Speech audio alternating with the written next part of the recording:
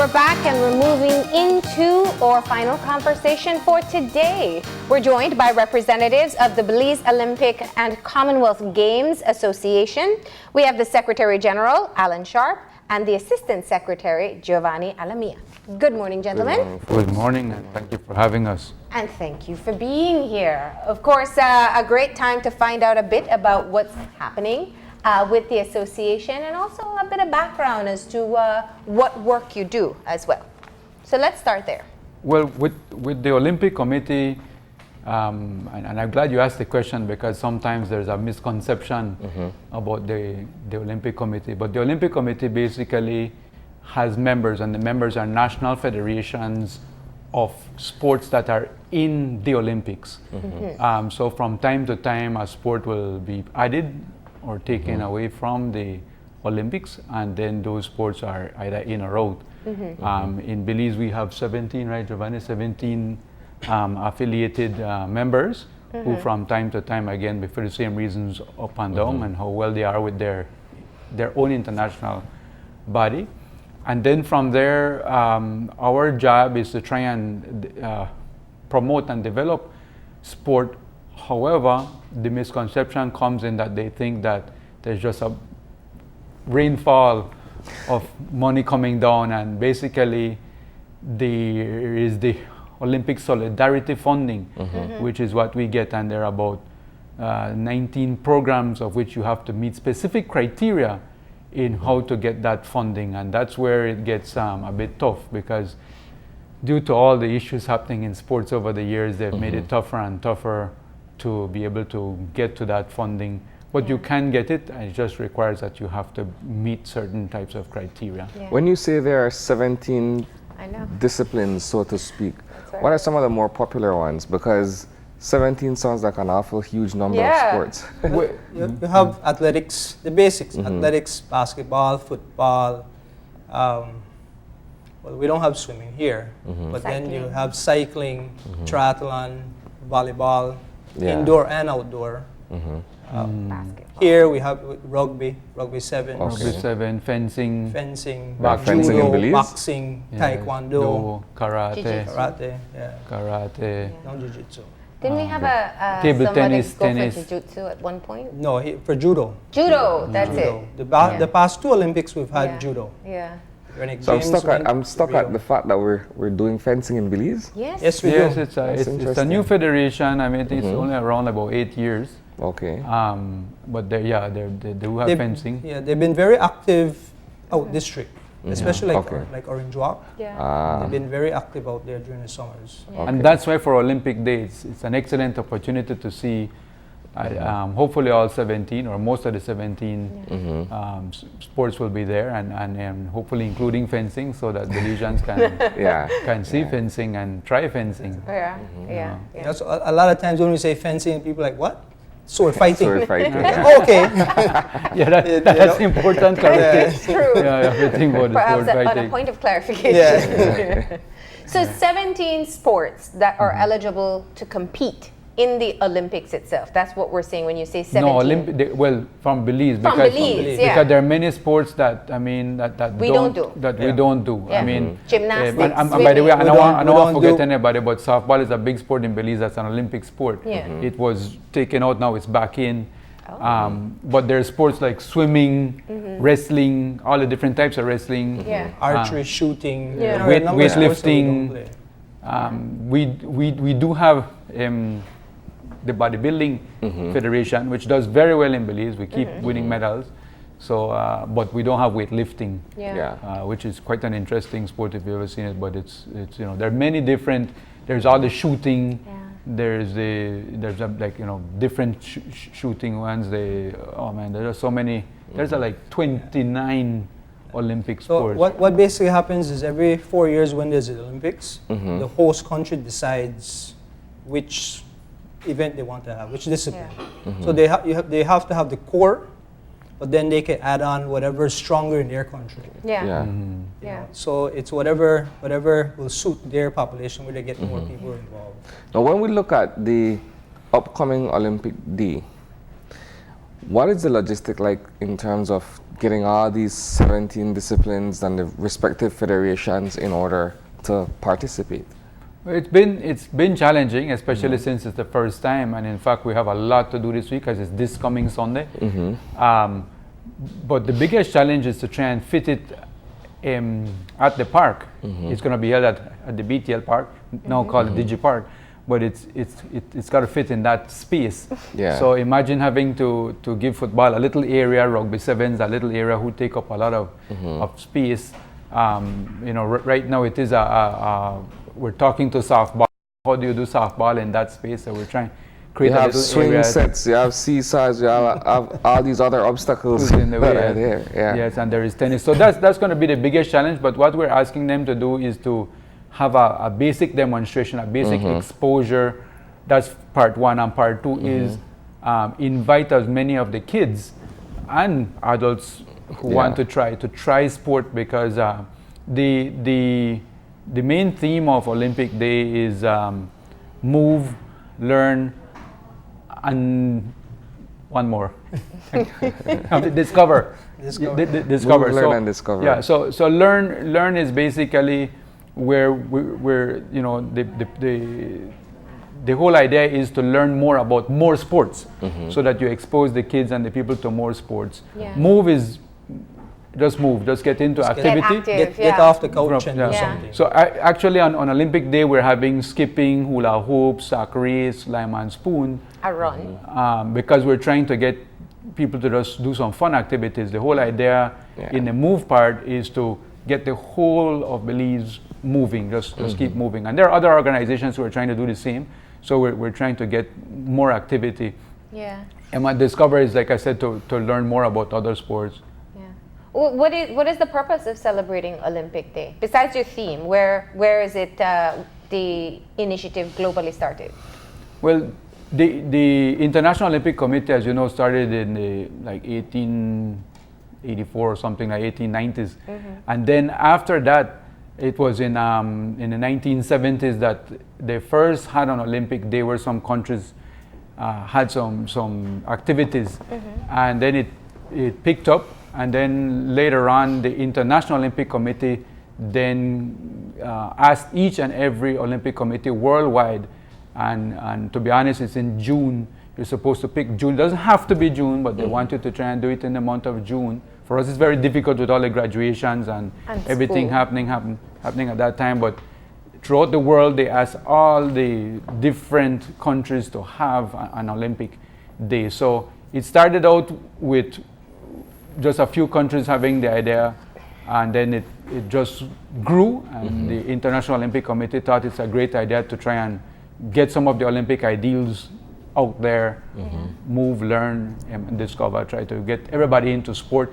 And a key thing that's close to my heart is to try and get the society bit by bit to understand the role of sport in your society, that sport is not it's not for just the little kids to throw by the side. Sport is for everybody. Sport is supposed to be played by everybody. Keep active. You don't have to play it and be an NEBL player, but you can play to have fun, to be moving, to stay healthy. So I think that's the whole idea. When you look at Olympics, you hear the name Olympics, you think of all these countries being represented on the world stage with various disciplines of sport. But for some reason or the other, we don't hear of Belize enough in terms of being able to field athletes in various disciplines. What are we doing as an association to change that around, in terms of either helping to hone the talent that we have in some of the athletes and putting them in a certain direction that makes them be able to participate down the road? Well, I think one of the first things, the major problem or concern is that we don't have full-time athletes. Right?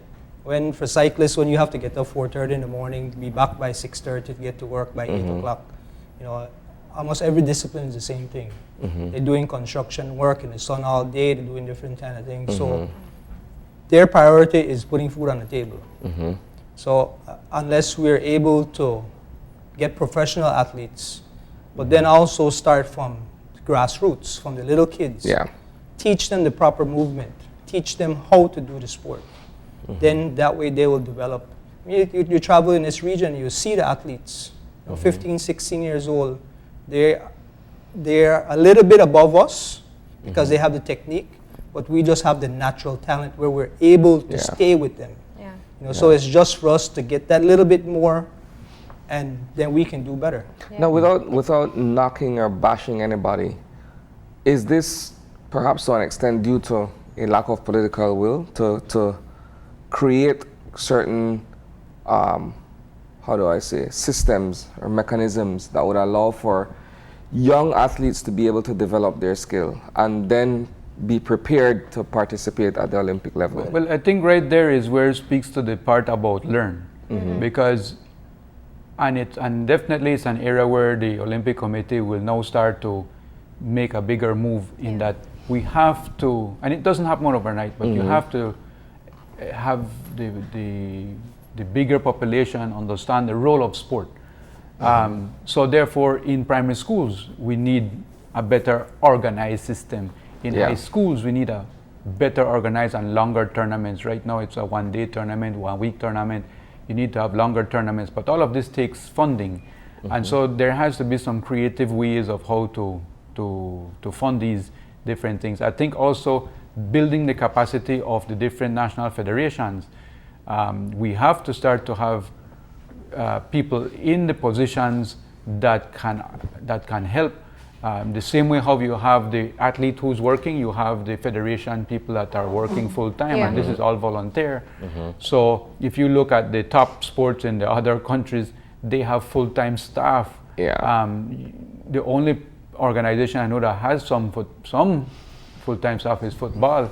Without full-time staff, you can't get the level of work done. And I think that we always look what Jamaica doing, look what Trinidad doing, look what Barbados is our side, look what they're doing, but they have systems in place that are fully paid, functioning. They have their athletes are athletes. Their athletes are that's all they do. But they're also babies who've been training into athletes from a very young age. Programs. And I think that's where we see in Belize, especially, we want to see star athletes as adults.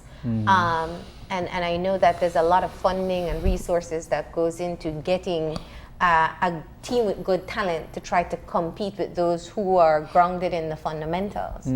But we don't have the programs for the fundamentals for the young kids. And like, as an association, though, you work with all these federations, and in fact, a lot of the guidelines that they subscribe to are set out by the Olympic Committee. So talk to us about where you move, and you see your new faces in the committee. Where do you see us moving forward in sports with the role that you have in managing the federations, that we can start to build these athletes from a very young age? Well, I mean, one of the main things that Allan had touched on earlier with Olympic Solidarity, before it was you apply for funding, they send you all the money. And a lot of countries weren't accounting for that money. So now the thing is that they're requesting that, okay, you apply for it, they'll tell you yes, that the NOC they fund that, get all the receipts, then we send that back to Olympic Solidarity, and then they refund us the money. Okay. Right? So they have to see that things are getting done. They want to make sure you're doing things with women, they want to make sure you're doing things with kids. You know, with para-athletes, which we don't really have. You know. So it's a lot of little things that they're requiring all countries to do. You know, we don't have sponsors that can give one sport $1 million for the year. We don't. You know, and that's a reality. You know, so with our office, we've hired 2 young ladies, and they are there for the national federations to be able to go down and sit down with them and find out how they can apply for different type of funding. Because we have funding for individual athletes, we have funding for team, you know, we have different funding available, but you have to be able to apply for it, and you have to be able to account for it. But let me, to answer your question as well, in addition to what he said, I want to say that, I don't know, 4-6 years ago, thereabout, when Mr. President Hilly Martinez, when he came in, definitely we had a big change in that now the programs are being at least we started to do the implementation, try to help the federations, which is, I know some of the young federations don't know this, but before there was practically nothing. Now you get funding to some extent.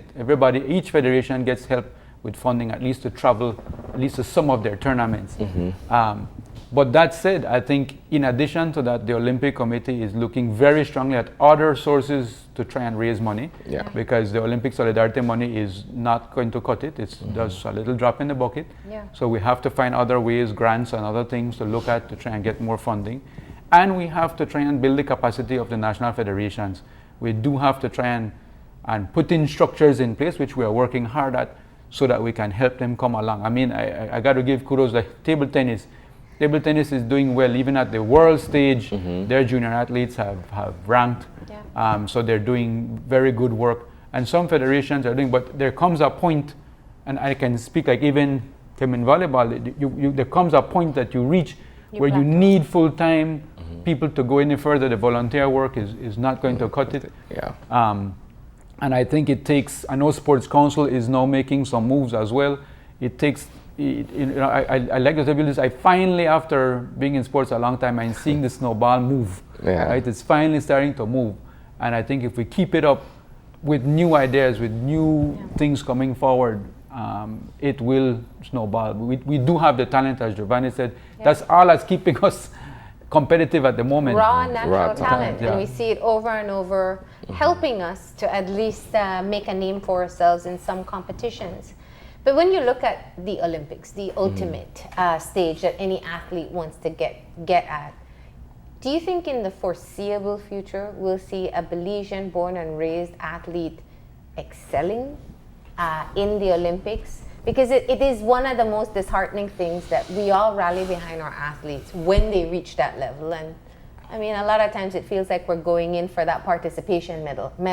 Well, it takes some focus, and this is something that I mean, I'm going to say this in a very, I have to be careful how I say this, but Belize is a small country, but we do have to put focus from like 12 years old, or even before, on the super athlete. We have to go out and look. We have to talent search and pick on those athletes.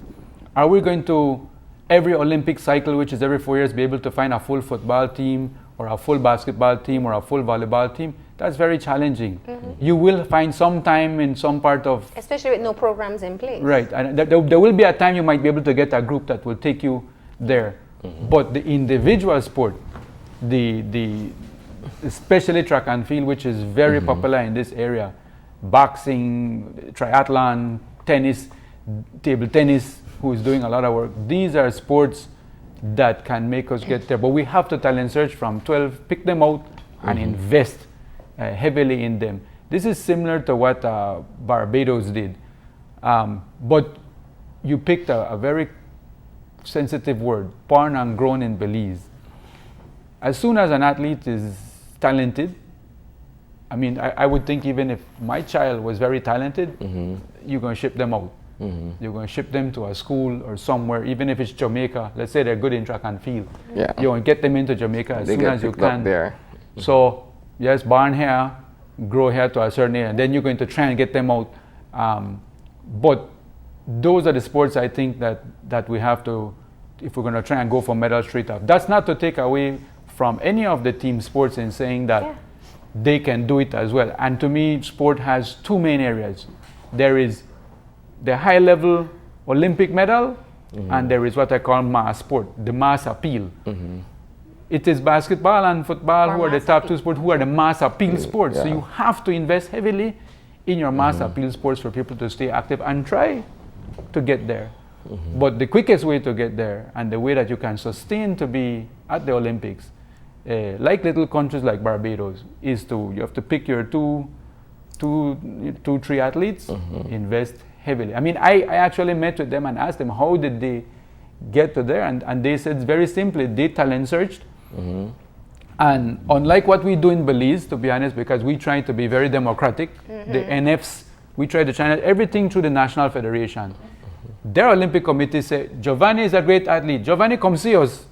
Mr. NF, we're just informing you, we're now sponsoring Giovanni, right? And they sponsor direct, and they operate everything direct in trying to control. And then they pay their athletes. They have a sport lottery, which is an excellent idea, to try and finance their athletes. Plus, their athletes make money on the side in sponsorship and so forth. So these are all ideas we think that we may be able to adapt to Belize. We have to adapt. Yes, we have to. I mean, one of the other things too that Allan touched on too, most of the Caribbean countries, their top athletes don't train at home. No. They're in universities in the US, in UK, in Canada. Yeah. Because the Caribbean countries don't have the level of coaches, And competition, and facilities. So all of that, yes, it's great, and we always pushing. We want the local athletes to participate. We want the local athletes to go because that will motivate the kids here. If someone from another Belizean but living in another country competing, the kids here don't know them. So the kids here, if they see someone walking down the street, I saw him and this, that will motivate them.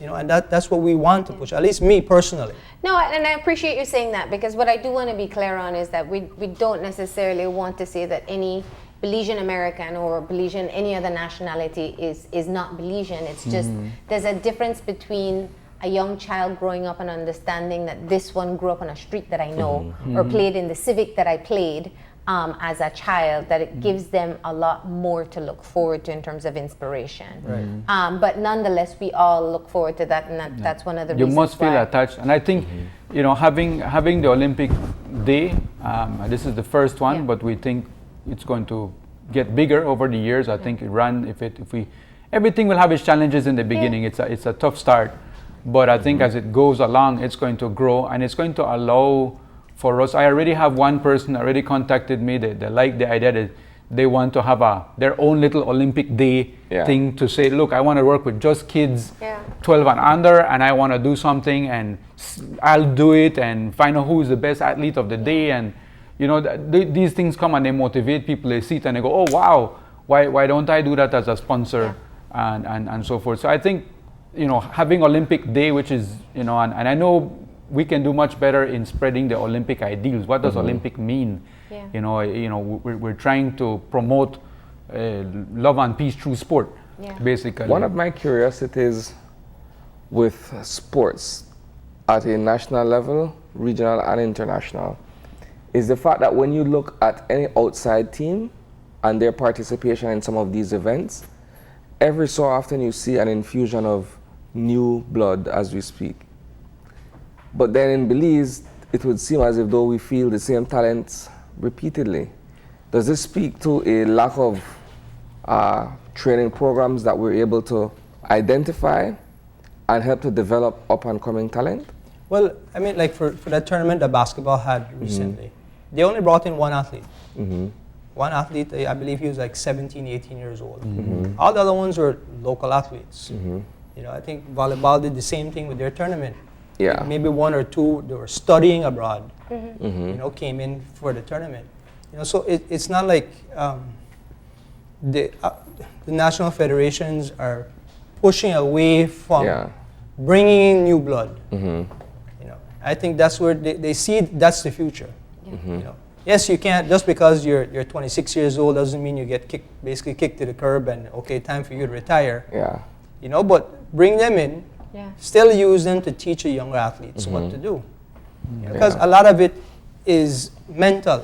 We have the physical. You have a transitional we do have the physical ability, but a lot of it is mental. These kids they're not mentally prepared for what's coming. You go into a stadium with 30,000 people compared to come here and you have 200-300. It's a big difference. All right, so the first exposure to all the different Olympic activities or Olympic sports that are available in Belize takes place this Sunday? This Sunday at the Digi Park. At Digi Park, we start at 1. Well, the federations will be setting up from the morning. We start at 1 o'clock. You're moving your fun run too, right? Yes. So it's 1 to 5, 1 to 5:30. And then the Olympic Day run, which is the main activity, takes place at 3:30. At 1 o'clock, as we start, we open the registration for all the little fun activities, the lime and spoon, sack race, hula hoops, and skipping. And then that competition will start sometime around 2:30. And then the Olympic Day run, the registration starts at 3 o'clock or even before, because there'll be people there. Register. There are 5 different categories.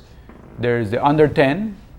There's the 10 to 13. 10 to 13, 14 to 19, and then the open for male and female, and the masters, the male and female. The top 3 get medals. The first 100 or 150 that arrive get free T-shirt. Okay. That do the registration.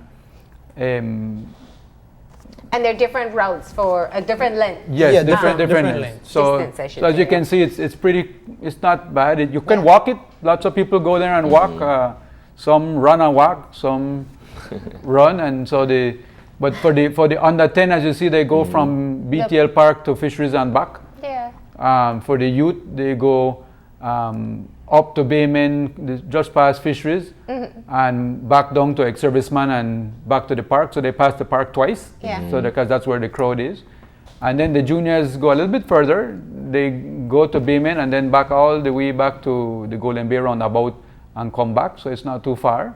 You know, we're trying to make it fun. Yeah. And even for the open and for the masters, they go similar, just that they go to the celebrity restaurant and back. So it's more like fun and it's breezy and it's so it should be very nice. And So like I said, all participants, the first 100 get T-shirts. The all participants get a certificate of their participation. And top 3 get medals. And top 3 get medals. And in the past, we've had people come in all the way from Chatamal to come and run in our Olympic Day run, just for the fun of it. And we still win, right? and Or Belizeans still win. we still have people that win. In fact, last year, interestingly enough, was it last year that somebody from the Masters had a better time than the Open? Yeah. Well, I mean, So was it in the female category? Because the female Yeah. masters Yeah, it was in is the younger female. than the males masters, Yeah. and that's a whole other show that we can talk about. that's a there. whole other show. Yeah, but nonetheless, we do want everybody to know that Sunday afternoon is dedicated to the Olympic Day celebrations at the Digi Park, and people can go out. You'll have sports demonstrations, your runs, I guess food and drinks Hydration. available Food as and drinks well. are right there at the park. So it will be fun. Obviously, people who run, like I mentioned, help me out, Giovanni. I think they get a certificate of participation. First 100 get shirts. Obviously, we provide the water and a little snack for the people who participate in the run. Medals for first, second, medals third. for first, second, and third. Ribbons for the ones that are doing the sack race and the different races. So we make everybody feel included, enjoy, have fun, and lots of activities. All right. Well, thank you for coming in and telling us all about it. Thank you very Thank much you for having us. We're going to go ahead and take that final break now, and when we come back, we'll have our wrap-up, so stay tuned.